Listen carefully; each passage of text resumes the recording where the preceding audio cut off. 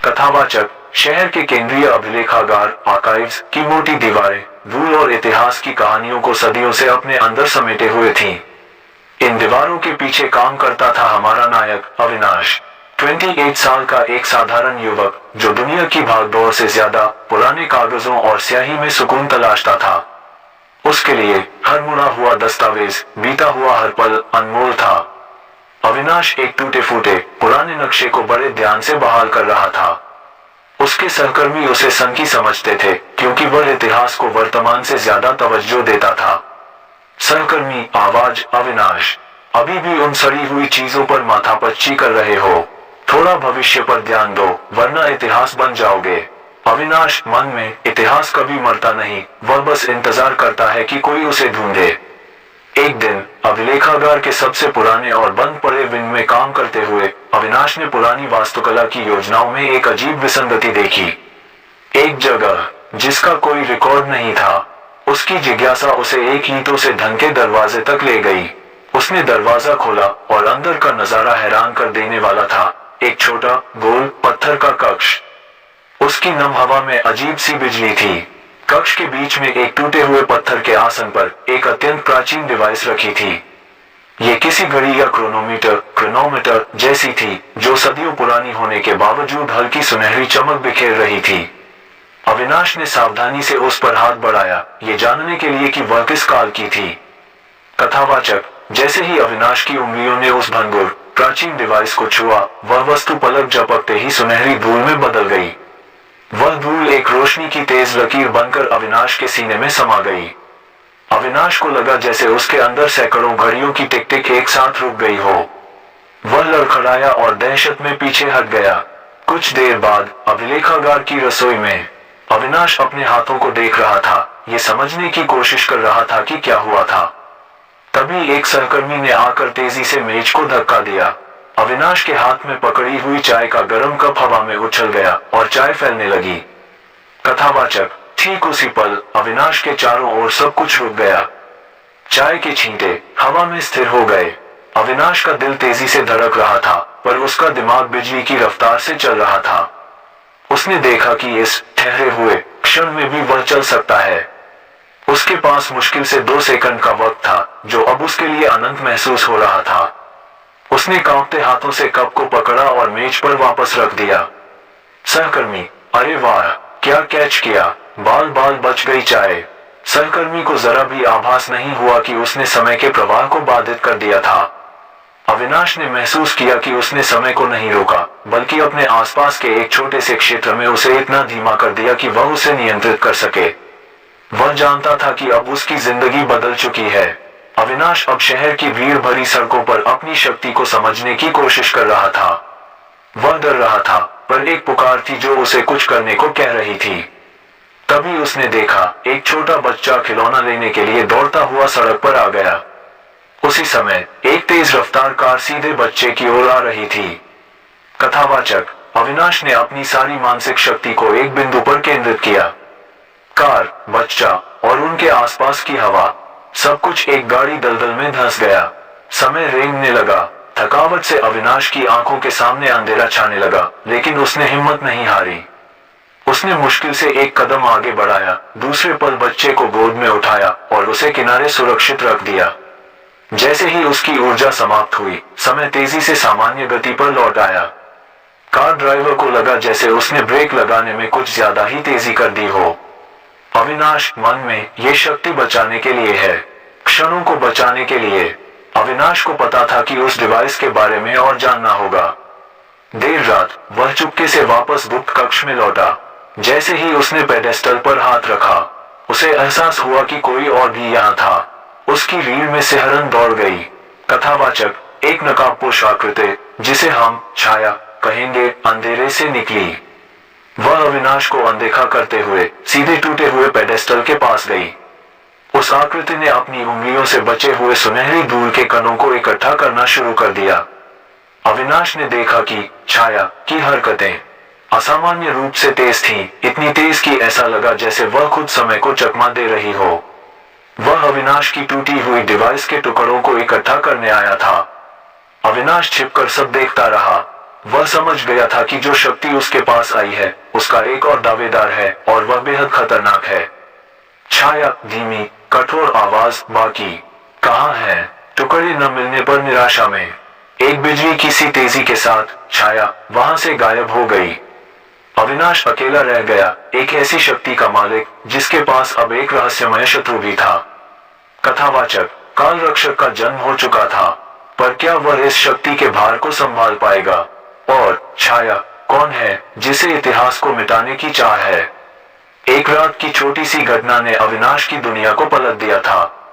समय अब केवल पढ़ने के लिए एक अवधारणा नहीं रहा, बल्कि एक ऐसा औजार बन गया था जिसे वह इस्तेमाल कर सकता था। लेकिन हर शक्ति के साथ एक परछाई भी आती है, और अविनाश की परछाई बहुत तेज थी।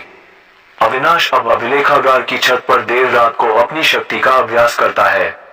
वह अब 5 से 7 सेकंड तक समय को धीमा कर सकता है। वह सीखता है कि यह शक्ति बहुत थकाऊ है और एक बार में इसका उपयोग करने से उसे तुरंत आराम की जरूरत होती है।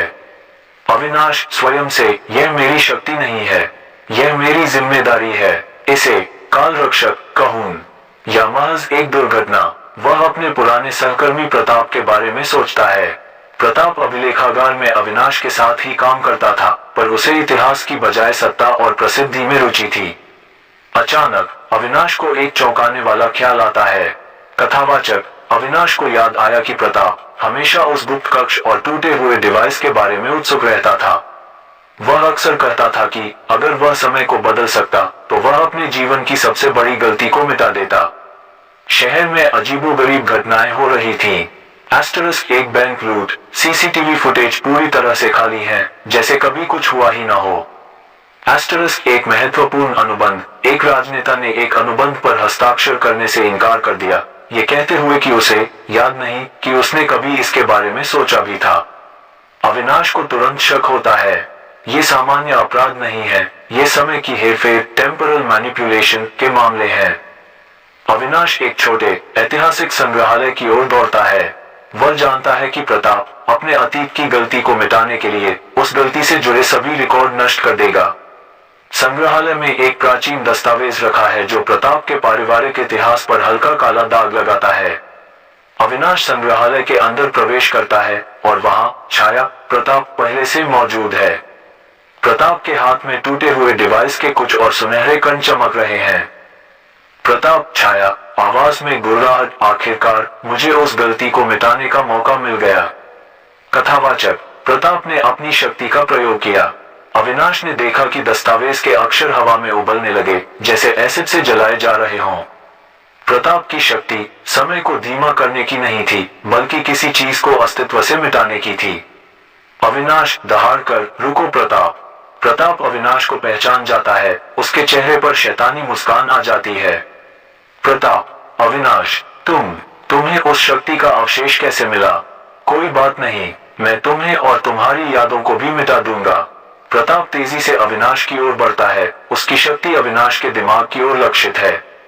कथावाचक, प्रताप चाहता था कि अविनाश उसे भूल जाए ताकि वह अपने काम में सफल हो सके, लेकिन अविनाश ने तुरंत प्रतिक्रिया दी।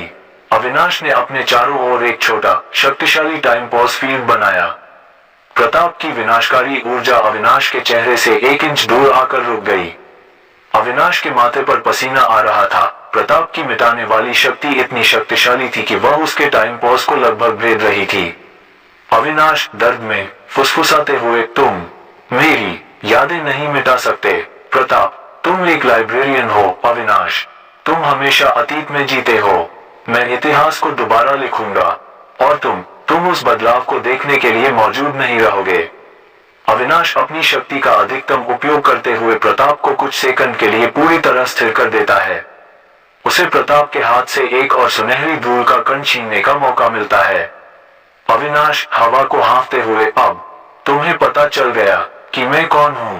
प्रताप स्थिर, पर उसकी आंखों में घृणा, तुम केवल एक विलंब हो।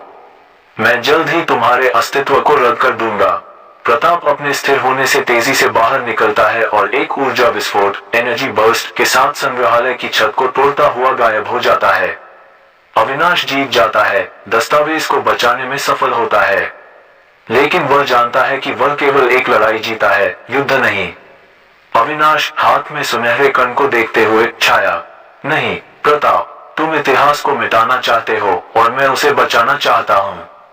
हम दोनों उस टूटी हुई घड़ी के टुकड़े हैं।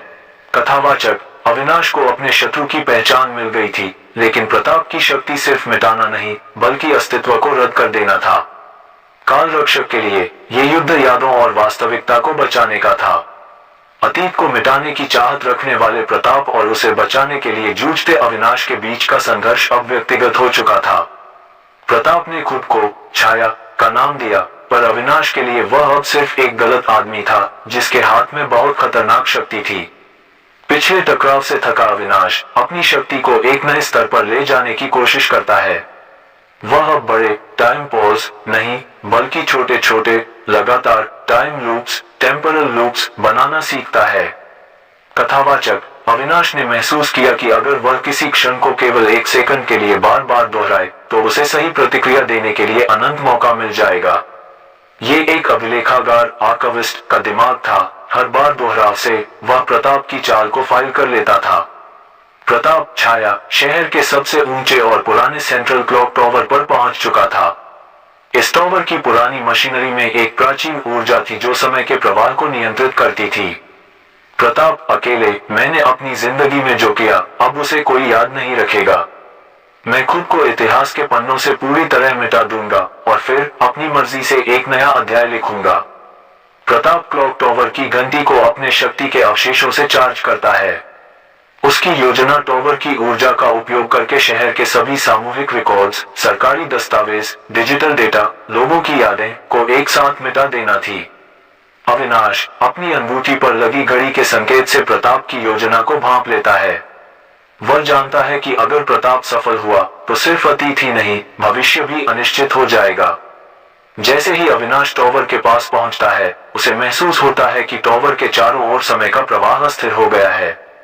चीजें अचानक धीमी होती हैं, फिर तेज, फिर एक सेकंड के लिए मिट जाती हैं।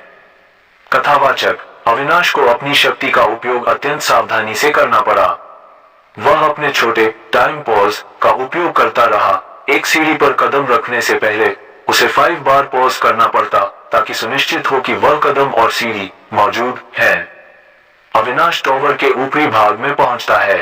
प्रताप घंटी के पास खड़ा है, उसके चारों ओर विनाशकारी बैंगनी ऊर्जा घूम रही है। प्रताप, तुम यहाँ क्यों आए अविनाश? एक पल में तुम्हें याद भी नहीं रहेगा कि मैं कौन था। ये तुम्हारा आखिरी पल है। अविनाश घड़ी की तरफ देखते हुए, तुम इतिहास नहीं बदल सकते प्रताप। तुम एक गद्दार थे और मैं सुनिश्चित करूंगा कि वह सच हमेशा रहे। प्रताप अविनाश की ओर विनाश की शक्तिशाली लहरें फेंकता है। अविनाश बचाव में लगातार छोटे छोटे टाइम लूप्स बनाता है। वह प्रताप की लहरों को आने देता है, उन्हें देखता है, क्षण को एक सेकंड पीछे करता है और फिर सही दिशा में हट जाता है। प्रताप, तुम केवल बच रहे हो। तुम मुझ पर हमला क्यों नहीं करते? अविनाश सांस लेते हुए, क्योंकि मैं लड़ नहीं रहा हूँ प्रताप, मैं रिकॉर्ड कर रहा हूँ। मुझे तुम्हारी चालें याद हैं और अब मैं उस क्षण को हमेशा के लिए फाइल कर रहा हूँ। प्रताप गुस्से में अपनी पूरी शक्ति घंटी पर केंद्रित करता है। विनाश की लहर पूरे शहर की ओर बढ़ने लगती है। कथावाचक, अविनाश जानता था कि उसके पास अब केवल एक मौका है। उसने अपनी बची हुई ऊर्जा, अपने शरीर की हर कोशिका को निचोड़कर टावर के केंद्र में एक बड़ा स्थिर टाइम पॉज